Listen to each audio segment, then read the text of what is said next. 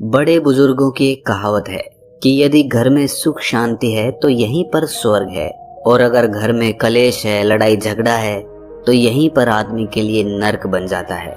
ये कहानी आखिर तक सुनने के बाद आपको कुछ ऐसे नुस्खे पता चलेंगे जिससे आप अपना घरेलू जीवन सुख और शांति से बिता सकते हो। इससे पहले कि आप इस कहानी में खो जाएं, इस चैनल को सब्सक्राइब जरूर कर लें।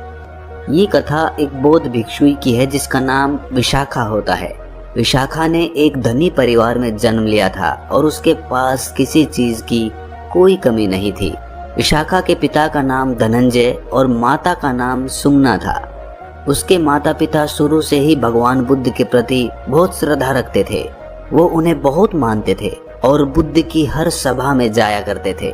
विशाखा भी बचपन से ही अपने माता पिता के साथ धर्म श्रवण को जाती रहती थी। कहा जाता है कि विशाखा जब 7 वर्ष की थी तभी वो श्रोतापति के फल को उपलब्ध हो गई थी। श्रोतापति का अर्थ होता है ध्यान की धारा में बह जाना, यानी स्वयं को उस अस्तित्व के हाथों में छोड़ देना और अपने में ही डूब जाना। मनुष्य तब आध्यात्म की यात्रा पर चल सकता है जब वो श्रोतापति को उपलब्ध हो जाए। ये मनुष्य के जीवन का बहुत महत्वपूर्ण पड़ाव होता है।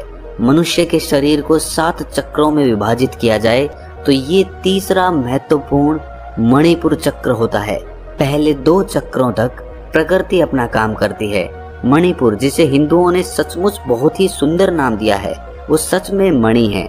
वो मनुष्य के भीतर का भाग्य खोल देती है। मणि चक्र बंद होता है। बिना गुरु के सहयोग के वो कभी नहीं खुलता, और जिसका खुल गया वो समाज की नजरों में आपको पागल सा लगेगा। आप उन्हें कहेंगे कि वो तो दीवाना सा हो गया है। बहुत छोटी सी उम्र में ही श्रोतापति उपलब्ध हुई विशाखा जब बड़ी हुई तो उसका विवाह श्रावस्ती निवासी मिगार श्रेष्ठी के पुत्र पुत्रवर्धन से हो गया। जब विशाखा की मायके से विदाई हो रही थी तब विदाई के समय धनंजय सेठ ने अपनी बेटी विशाखा को 10 बातें संकेतों में समझाई थी।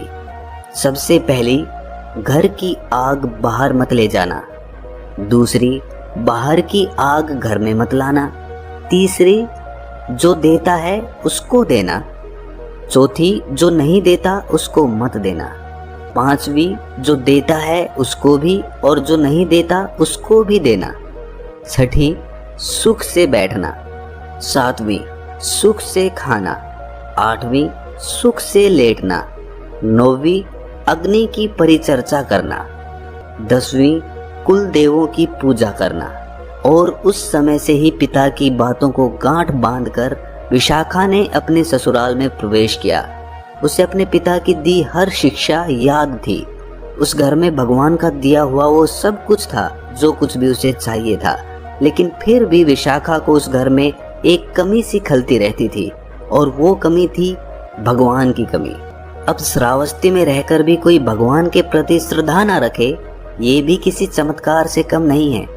कपिलवस्तु में रहने वाली विशाखा ने श्रावस्ती में विवाह इसीलिए किया था ताकि उसे वहां भगवान के दर्शन करने को मिल जाए। यहाँ भगवान का अर्थ है भगवान बुद्ध। इस कहानी में आप बार बार ये सुन रहे होंगे कि भगवान बुद्ध श्रावस्ती में विहरते थे। अपने जीवन के 40 वर्षों में से 25 से भी अधिक वर्ष श्रावस्ती में गुजारे। विशाखा के ससुराल का माहौल ना तो बुद्ध का विरोधी था और ना ही उनके अनुयायी जैसा। उसके पति और ससुर दोनों ही पूजा पाठ करके धन कमाया करते थे, लेकिन किसी ने भी आज तक किसी संत भिक्षु को ना तो दान दिया था और ना ही उन्हें कभी भोजन करवाया था।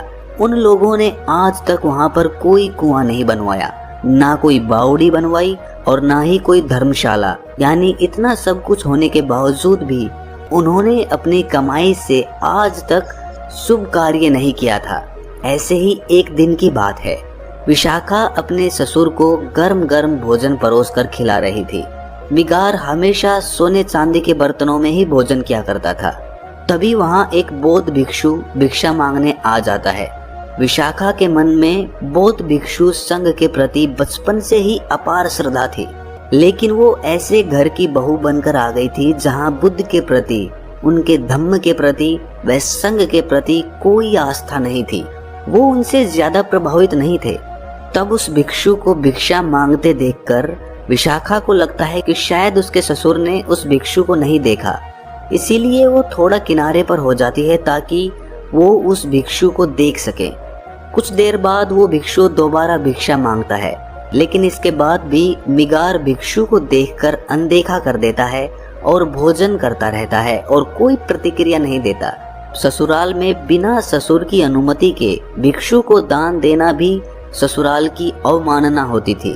तब सही समय और मौके का इंतजार करती विशाखा इस समय को चूकना नहीं चाहती थी।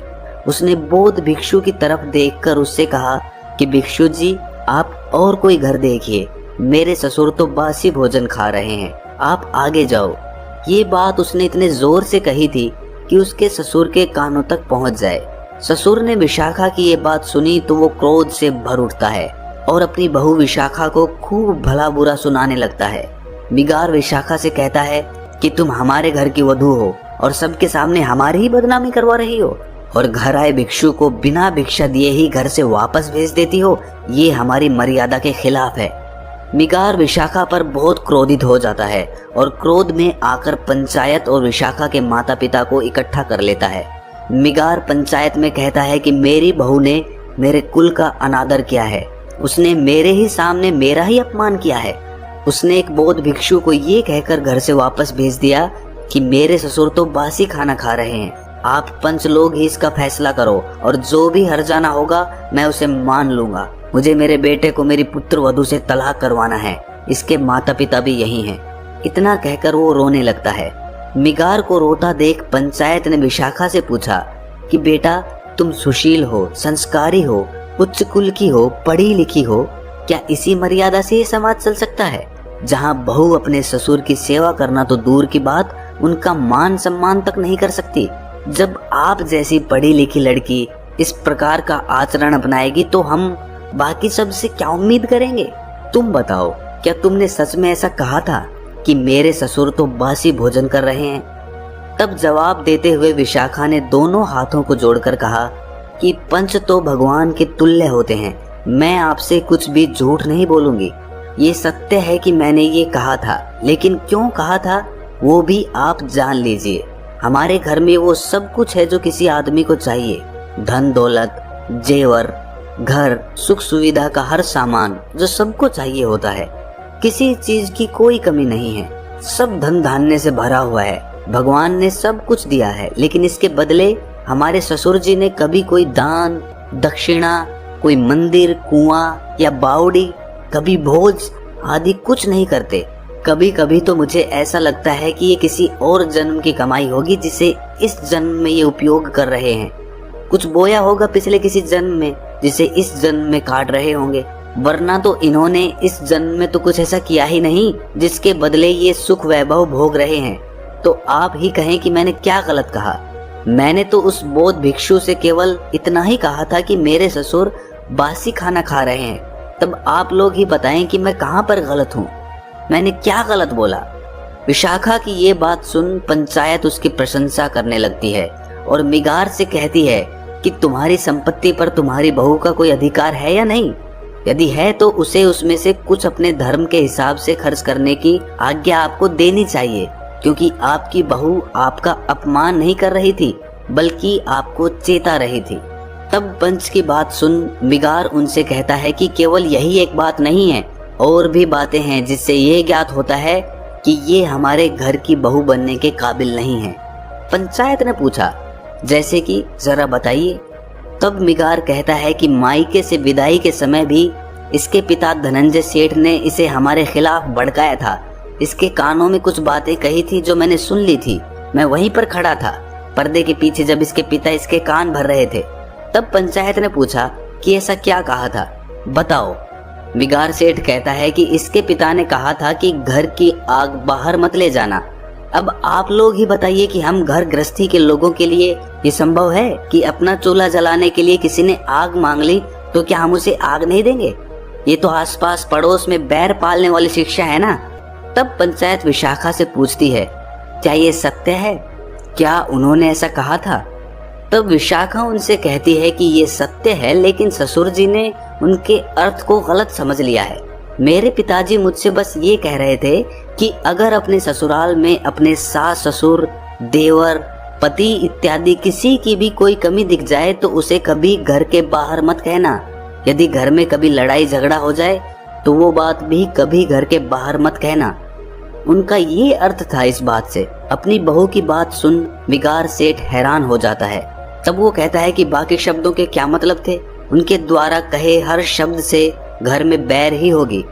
तब विशाखा पंचायत में कहती है कि मेरे पिता के कहे हर शब्द का अर्थ ससुर जी ने गलत निकाला है।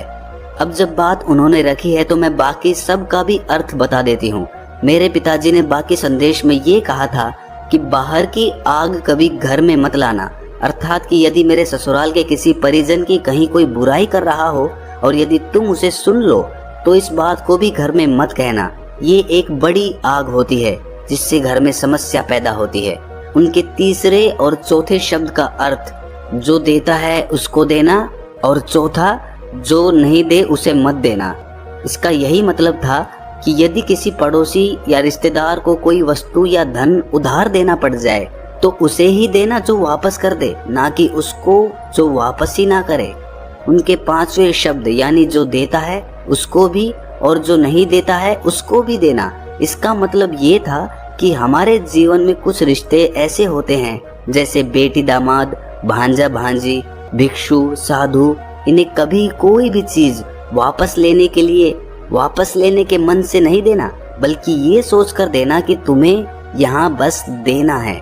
छठे शब्द सुख से बैठना का मतलब ये था कि घर में ऐसी जगह अदब से बैठना कि यदि कोई बड़ा आ जाए तो हड़बड़ा के उठना ना पड़े।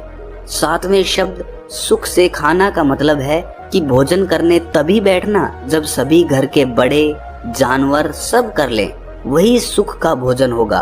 आठवां शब्द सुख से लेटना, अर्थात लेटने से पहले देख लो कि सास ससुर बड़े बुजुर्ग खाना खा चुके हैं, कोई दवा खानी है तो वो खा चुके हैं, बच्चे सो चुके हैं, घर के दरवाजे बंद हैं, तिजोरी बंद है, कोई किवाड़ खिड़की खुली तो नहीं है। ये सब जांच परख करके लेटना सुख से लेटना है। नौवां शब्द अग्नि की परिचर्चा करना, अर्थात घर में सब स्व प्रेम से रहना।